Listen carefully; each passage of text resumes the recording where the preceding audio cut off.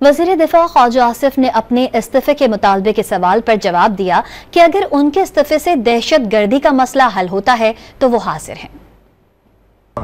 Security collapse के ऊपर PTI आपसे इस्तीफे का मुतालबा कर रही थी, क्या वजह है कि सिक्योरिटी कोलैप्स के ऊपर आपको जिम्मेदार ठहराया जा रहा है? मुझे जी ठहराया जाए। मैं अगर मेरे इस्तीफे से जो है ये मामला हल होता है तो मैं हाजिर हूँ, मुझे कोई इसमें इतराज नहीं। Thank you sir.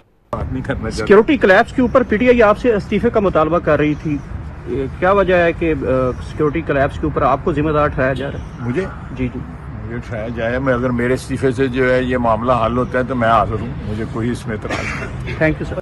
नहीं करना चाहिए। सिक्योरिटी कोलैप्स के ऊपर पीटीआई आपसे इस्तीफे का मुतालबा कर रही थी, क्या वजह है कि सिक्योरिटी कोलैप्स के ऊपर आपको जिम्मेदार ठहराया जा रहा है? मुझे ठहराया जाए। मैं अगर मेरे इस्तीफे से जो है ये मामला हल होता है तो मैं हाजिर हूँ, मुझे कोई इसमें इतराज नहीं। Thank you sir.